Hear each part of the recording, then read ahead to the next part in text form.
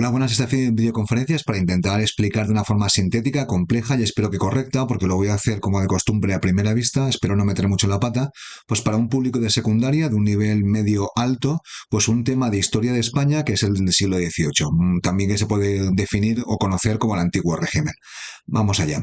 Esta videoconferencia va a tener como tres partes. En primer lugar, voy a hablar de rasgos genéricos del antiguo régimen y voy a intentar ahondar un poco más en lo que era el antiguo régimen, que es una época bastante complicada de entender, muy confusa. Yo no soy precisamente un experto, todo hay que avisarlo, pero bueno, voy a intentar ahondar un poco más. En segundo lugar, hablaré de la llegada de los Borbones, de la dinastía Borbón al trono de España, que tiene lugar en 1700, 1713, 14, 15. Y luego voy a hablar de las reformas borbónicas, porque la dinastía Borbón gobernó durante el siglo XVIII y luego más adelante. De aquellas reformas borbónicas que tuvieron lugar en el siglo XVIII, voy a intentar hacer una síntesis y les voy a mezclar más o menos todas para intentar explicar qué sistema de gobierno implantaron en la monarquía hispánica, en la península ibérica, en el siglo XVIII. Voy a centrarme sobre todo en la península ibérica, en lo que es en la España actual, y voy a dejar un poco más de lado, lamentablemente, pues lo que es América Latina. Bueno, vamos allá. Si esto hay que insertarlo en un contexto más amplio, pues bueno, aquí tenemos un pequeño esquema para que nos pueda ayudar. El antiguo régimen tiene lugar en el siglo XVIII, más o menos, antes de la Revolución Francesa. Luego después, en la Revolución Francesa tiene lugar y en España la Revolución Francesa se puede equiparar a la Guerra de Independencia. Es un periodo traumático de transición, hay muchos cambios políticos, económicos y sociales. Entonces es un periodo de transición que tiene lugar más o menos entre principios del siglo XIX y 1840, las guerras carlistas, y luego a partir de 1840 se puede hablar ya de un nuevo régimen, de un régimen liberal consolidado, donde pues, nos han cambiado muchísimas cosas y ya se puede considerar que España tiene un sistema liberal. Bueno, a partir de aquí hablemos un poco del siglo XVIII, de unos rasgos genéricos del antiguo régimen. A ver si puedo explicaros con claridad, porque el antiguo régimen es complejo de entender. Bueno, en primer lugar, una de las luchas historiográficas. No voy a hablar de historiadores, pero básicamente hay dos visiones. La visión tradicional del antiguo régimen es muy negativa. Está muy influida por los autores de ilustrados como Montesquieu, Diderot, que decían pestes del antiguo régimen, tachándolo de antiguo, tradicional, supersticioso, y muchas cosas que decían tenían razón. Hoy en día los historiadores tienen una visión mucho más ponderada y consideran que en el antiguo régimen había muchas dinámicas positivas, muchas dinámicas de crecimiento, y aunque las cosas no eran buenas ni mucho menos, pues la visión es más ponderada. No es ni una visión negra ni una visión blanca, por ser un poco pues maniqueo. No estuvo tan mal. A partir de aquí, rasgos legales. El antiguo régimen se puede definir por algunos rasgos legales bastante típicos. En primer lugar, la monarquía absoluta, que hay que remarcar que para la gente del antiguo régimen no significaba despótica o tiránica. Monarquía absoluta significaba que el rey tenía el monopolio legislativo, era la persona, la institución que podía iniciar todas las leyes, pero no tenía un poder despótico. Estaba muy limitado tanto por las leyes religiosas, sobre todo el no matarás y el no robarás, que básicamente para la gente de la época es no subirás impuestos, y luego después obviamente no podía hacer lo que quería por cuestiones técnicas y porque tampoco tenía tantos servidores. Los reyes del antiguo régimen, en Francia, la monarquía hispánica también, tenían muchos problemas financieros, económicos, y estaban todo el tiempo intentando buscar recursos económicos de muchas maneras. Luego también el antiguo régimen se caracteriza por la desigualdad jurídica. El término de igualdad jurídica es un concepto liberal que no existía en el antiguo régimen y que se consideraba que podía haber privilegios o leyes especiales y que diferentes reinos, personas, comunidades, oficios, nobles o incluso se podían comprar, podían tener leyes diferenciadas. Esta ley diferenciada se conoce como privilegio o lex privada. Luego, a nivel regional o de reinos en la península ibérica, se puede hablar de los fueros, que son las leyes tradicionales que existían en la península ibérica, pues en época de los Austrias, incluso medievales, que eran las leyes tradicionales producto de la historia y de privilegios que habían dado antiguos reyes en la península ibérica. También se habla normalmente de sociedad estamental y se usa un término de la Revolución Francesa, los famosos estamentos, los estados generales, pero bueno, yo quiero remarcar que no era estanca. Hay bastante movilidad social, aunque es muy complicado de medir. Había gente burguesía que conseguía ennoblecerse, bien por matrimonio, bien por compra al rey, y había nobleza, sobre todo la baja nobleza, que podía perder posiciones. En España hay que hablar de los grandes de España, que eran los grandes nobles, que tenían muchísimas tierras, latifundios, sobre todo en el sur, en Extremadura y en el centro, pero bueno, la idea es que esta sociedad estamental había una clara diferenciación entre el clero, la nobleza y el pueblo llano, pues no era estanca. Se podía pasar de un estamento, por decirlo de esta manera, a otro. No era fácil, pero se podía pasar. Y luego después otro rasgo es la confusión de leyes. La confusión de leyes significa que las leyes no había una jerarquía clara, no estaba claro qué rey estaba por encima, qué ley estaba por encima, qué ley por debajo.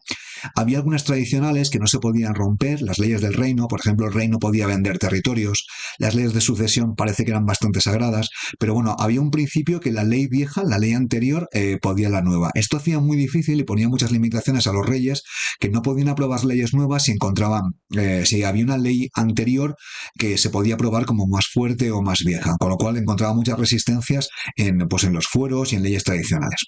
Bueno, otros rasgos. Rápidamente, pues el sistema poblacional o demográfico se puede definir como antiguo régimen, alta natalidad, alta mortalidad, había muchos nacimientos y muchas muertes, y había episodios de mortalidades catastróficas relacionados con hambrunas, que hay muy poquitas en el siglo XVIII, por lo menos por lo que yo sé, y habían lo más problemático eran las pandemias, sobre todo de cólera y viruela. La viruela, la vacuna, si no me equivoco, se inventa a finales del siglo XVIII, se comienza a aplicar, pero hubo un montón de resistencias.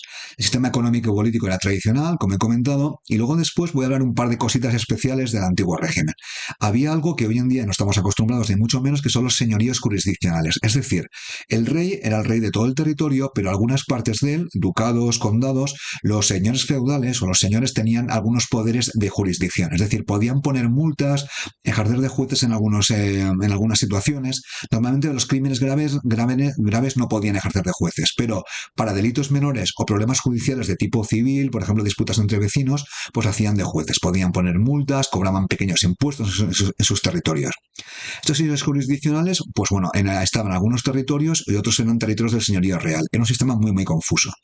Y así como había señoríos jurisdiccionales, pues sobre todo de nobleza y también de la iglesia, aunque no conozco ningún caso particular, también el sistema de propiedad era bastante confuso. Por ejemplo, había algunas instituciones, algunos sistemas, como los censos enfiteuticos, en el cual el que cultivaba la tierra pagaba una renta perpetua al propietario de la tierra. Esa renta perpetua no podía ser subida, si había sido pactada en la Edad Media, pongo un ejemplo tonto, pues la renta permanecía de la misma manera y pasaba de padres a hijos, ¿no? En una especie de arrendamiento eterno.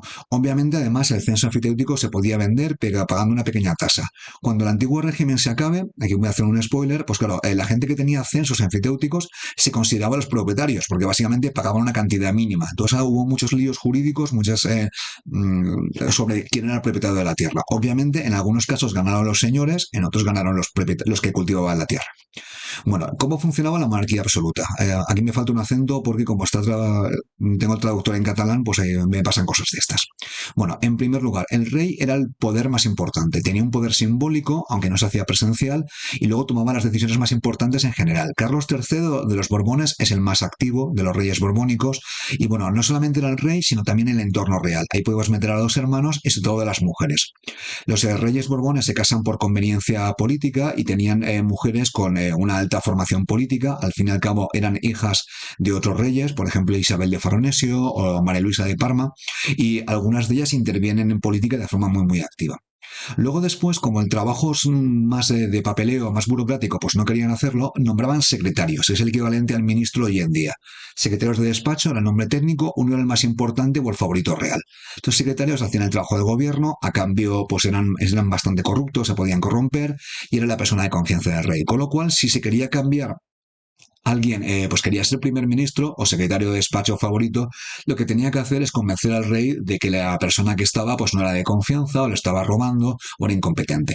Estos ministros del rey, estos secretarios, no eran de la alta nobleza porque la alta nobleza era muy orgullosa, tenía muchas propiedades y en realidad era problemática, le podían plantar cara al rey. Así que normalmente eran de la baja nobleza o burguesía que luego se ennoblecía y hacían una carrera en el entorno real. Y luego después, aunque no había partidos políticos, se puede hablar de facciones en la corte. La corte real, los reales sitios en la península ibérica, la corona española, eran los palacios del rey. Los reyes estaban acompañados de muchos cortesanos, unos de ellos eran secretarios de despacho. Entonces, alrededor de los secretarios más importantes, pues había facciones. Y estas facciones eran una especie de partidos políticos que se agrupaban en torno del secretario y las facciones, que podía haber una o dos o varias, pues intentaban convencer al rey de que el líder de su facción pues debía ser secretario de despacho favorito. Bueno, en la monarquía hispánica es importante hablar de los reales sitios, que es donde vivían los reyes. La capital de España estaba en Madrid, pero una ciudad bastante pequeña, no estaba en buen sitio. porque se colocó ahí por unos motivos que sí creo que son defensivos.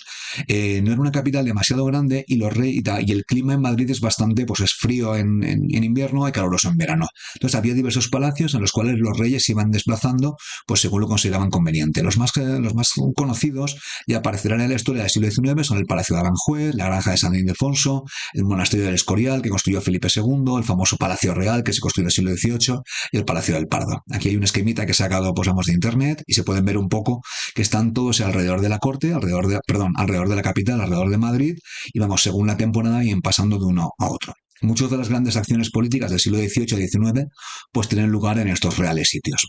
Bueno, hablaré finalmente de los privilegios. Los privilegios es una pregunta muy típica que hacen los exámenes de historia y, como ya he explicado, eran leyes privadas, leyes especiales. Eran leyes ad hoc, eran producto de la historia, algunos eran, pues, por ejemplo, pues, simbólicos, por ejemplo, ir el primero en una procesión, y era un tema de prevalencia, quién iba primero. Aunque parezca una tontería, en el antiguo régimen esto para la nobleza era muy importante y había verdaderas disputas sobre quién podía hablar primero, quién estaba sentado primero. Entonces había disputas por el honor y el prestigio. Luego había exenciones, que es básicamente no pagar impuestos directos. Esto lo tenía el clero y la nobleza principalmente, aunque a muchas veces se ha exagerado, porque los impuestos directos eran una minoría, eran escasos en comparación con los impuestos indirectos. Esto es a nivel práctico significa, está explicado porque los reyes no sabían cuánta riqueza tenían sus súbditos, con lo cual cobrar un impuesto directo, que significa el impuesto sobre la renta, significa saber cuánto está ganando. Y como era imposible pues conocerlo, al final optaban por impuestos sobre la sal, sobre el tabaco, tasas y impuestos de tipo indirecto. Y luego después otros privilegios que causaban mucho resentimiento, sobre todo entre la burguesía, eran privilegios de acceso a cargos. Algunos cargos en el ejército, en la administración, en los cargos municipales, estaban reservados a la nobleza y la burguesía, que estaba muy bien preparada, pues estaba muy resentida. También tiene mucha importancia en América, donde, claro, la gente que vivía allá pues, se veía resentida contra la llegada de peninsulares que tenían los cargos más importantes y ellos no podían acceder. También había otros privilegios que eran ser juzgados entre iguales, privilegio a no ser torturado. Estos privilegios o leyes especiales podían ser comprados. La monarquía hispánica, por lo que yo sé, no vendía demasiados privilegios, no vendía demasiados cargos. Explico cómo funcionaba. A veces al rey necesitaba dinero, entonces podía vender un cargo por una donación.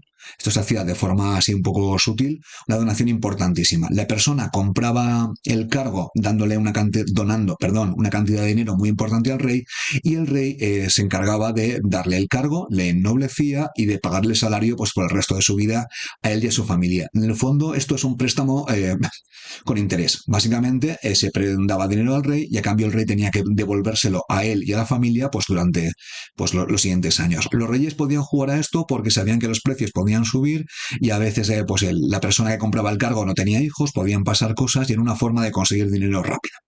Bueno, he hablado un poco de rasgos del antiguo régimen, espero que haya servido y ahora voy a hablar de la llegada de los Borbones a España. Los Borbones es una familia, es una dinastía que mandaba en Francia, llega al poder en el siglo XVII en Francia, siglo XVI finales, siglo XVII, una familia de origen navarro que en el siglo XVIII a principios llega al poder. ¿Y cómo llega al poder? Muere Carlos II, que es el último de los Austrias, lo podemos ver aquí, la típica imagen que aparece, en un rey que todo el mundo pensaba que iba a morir muy joven, pero no murió. Su reinado, aunque tiene muy mala prensa, no fue malo del todo, fue un periodo de estabilidad, dejaron las cuentas saneadas, no se metieron en demasiadas guerras, pero bueno, en 1700 muere sin herederos y nombró heredero en el último segundo pues a un miembro de la familia Borbón, Felipe, que era de los Borbones franceses, pero claro, este movimiento se vio, claro, no gustó a muchos países que tenían miedo, y tenían miedo con razón, que si Luis XIV moría sin herederos, Felipe podía heredar la corona de Francia y la corona de España. Con lo cual, cuando Felipe es nombrado rey de España, pues hay una guerra que es nacional para ver quién manda en la península ibérica y hay una guerra internacional, es una guerra de Francia y su hegemonía contra sus rivales. Aquí, por ejemplo, pelea el Reino Unido contra Francia, el famoso duque de Marlborough, Mambrú se fue a la guerra, en la canción, pues peleó, porque creo que es entre Bélgica y Francia contra Francia, entonces fue una guerra internacional, una guerra nacional. A nivel nacional ganaron las tropas borbónicas, al final se impusieron una guerra bastante larga, porque el candidato de los Habsburgo decidió ser emperador de Austria, le nombraron murió el emperador de Austria y decidió renunciar al trono, y a nivel internacional perdió Francia, con lo cual la monarquía hispánica pues perdió sus territorios en Europa. Aquí lo pone, fue un empate. La península ibérica gana Felipe d'Anjou, conocido como Borbón, y fueron gana el Habsburgo, que era Carlos. Aquí se puede ver un poco el mapa del conflicto, se puede ver un poco el conflicto en la península ibérica. Fue una guerra bastante larga, no demasiado sangrienta, por lo que yo sé, y aquí se puede ver el conflicto a nivel internacional. Mambrú se fue a la guerra, el duque de Marlborough pues combatieron en esta zona, en Flandes, porque las potencias de la época veían a Francia como la gran potencia imperialista, como los rivales. La guerra finalizó con el famoso Tratado de Utrecht-Randstad, si no me equivoco, en 1713-1714, que dejó algunas cositas curiosas. Por ejemplo, Gibraltar pasó al Reino Unido en una zona estratégica y hoy todavía es parte del Reino Unido. Y también Menorca. Menorca se recuperaría durante el siglo XVIII. Y luego después, al acabar la guerra, la monarquía hispánica perdió los territorios de Nápoles y perdió los territorios de Flandes. Con lo cual, al final, España, la monarquía hispánica, se convirtió en un... perdió bastantes territorios en Europa, aunque conservó los americanos y los de Filipinas. Bueno, durante esta guerra, el rey Felipe V aprovechó su victoria militar durante la guerra para aprobar los famosos decretos de nueva planta. Os he puesto aquí el valenciano, que es el más importante, porque en estos decretos hizo algo que es muy borbónico, que aprobó una medida centralista por el cual se abolían, se eliminaban las viejas leyes, los fueros que he hablado antes, pues en este caso del Reino de Valencia, y fueron sustituidos por las leyes de Castilla.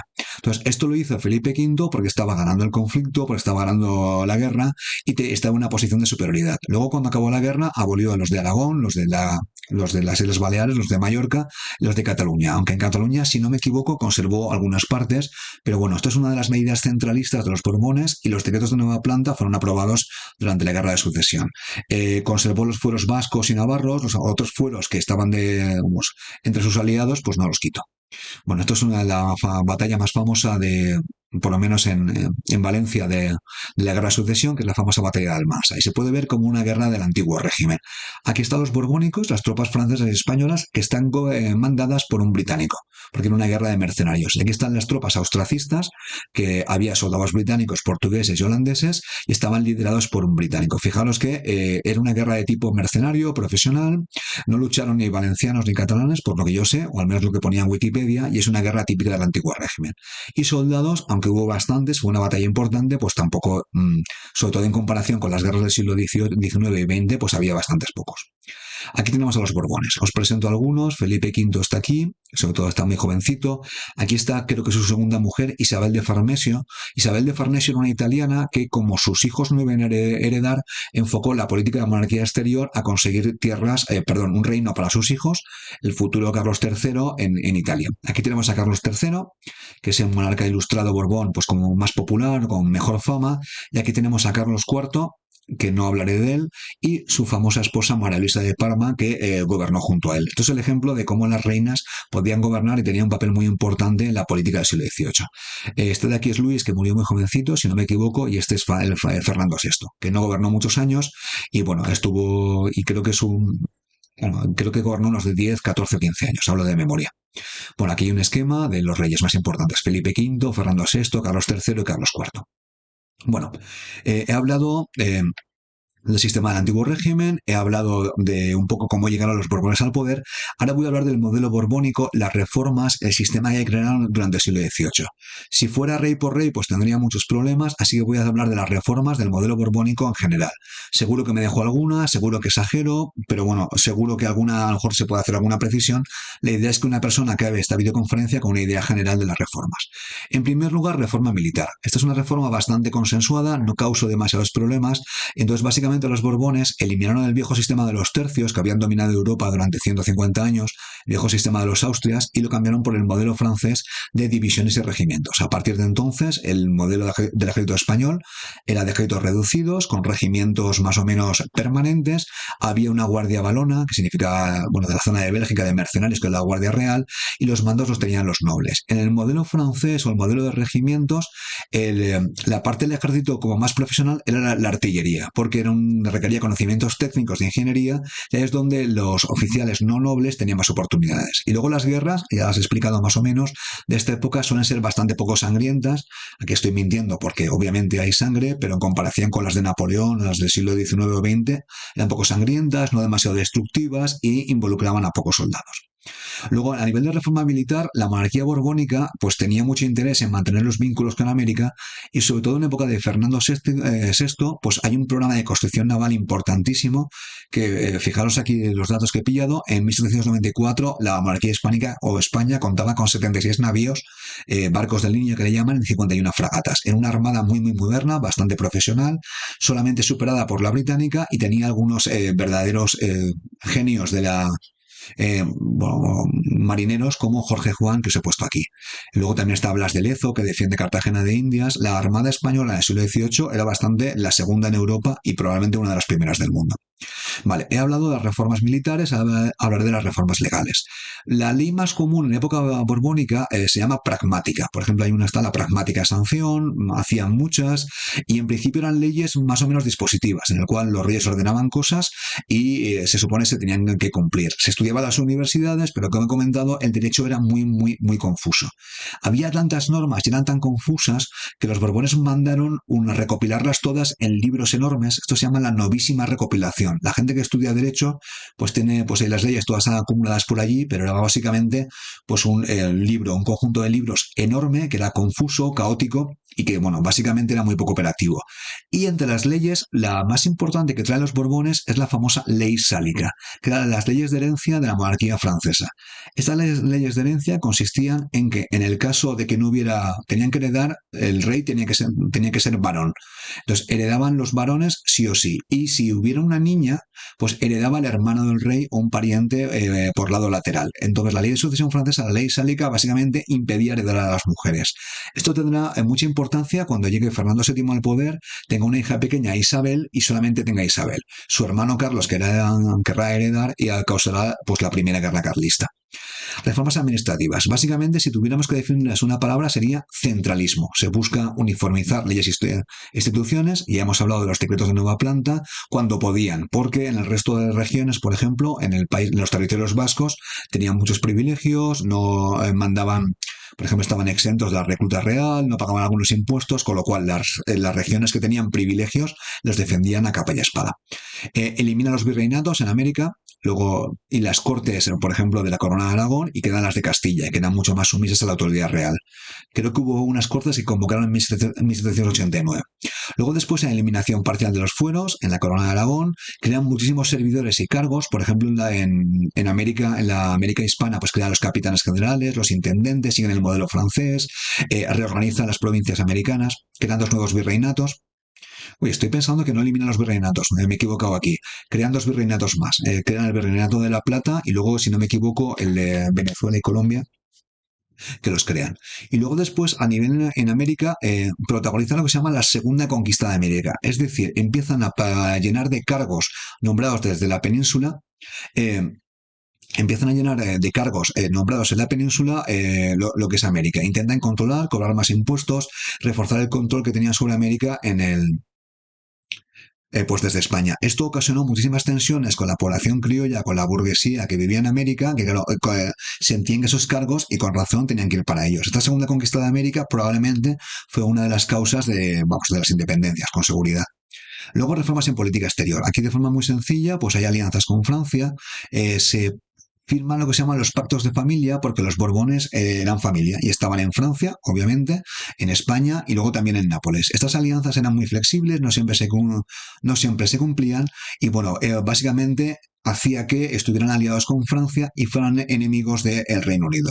Básicamente hay muchas guerras porque había un monopolio de comercio, muchos comerciantes del Reino Unido, piratas, comerciantes, contrabandistas, pues intentaban hacer negocio en América y básicamente intentaban proteger el comercio, o básicamente secuestrarlo. Hay una guerra muy famosa que es la guerra de la oreja de Jenkins, porque habían colgado a un contrabandista de las orejas, y bueno, normalmente en el Reino Unido había enfrentamientos navales y en la mayoría de las ocasiones la flota española perdía, pero no siempre. Era una flota, como ya he comentado, bastante decente, bastante buena. Reformas económicas. Las reformas económicas son importantes y seguían una especie de espíritu de reforma propio de la Ilustración. También seguían una teoría económica, se conoce como fisiocracia. La fisiocracia es un poco el gobierno de la tierra. Consideraban que había que liberalizar el comercio y al mismo tiempo había que insistir en que se mejorara la producción agrícola. En general, los Borbones siguen una liberalización moderada. Y aquí tengo que explicar el famoso monopolio de Cádiz. Cádiz tenía el monopolio del comercio con América, es decir, el comercio entre la península ibérica y América tenía que salir de Cádiz y volver a Cádiz. Este monopolio era un cuello de botella, era muy ineficiente, salían flotas de Indias que iban desde Cádiz a América a los cuatro puertos, pero bueno, básicamente era pues muy farragoso, permitía proteger los barcos, pero favorecía sobre todo a los mercaderes de Cádiz, que serán los que paguen durante la Guerra de Independencia las expediciones para reconquistarla, sin ningún éxito. Entonces, en el monopolio de Cádiz era un problema. Entonces, durante el siglo XVIII lo eliminan y permiten que comercien más puertos de la península ibérica con América. Lo liberalizan parcialmente.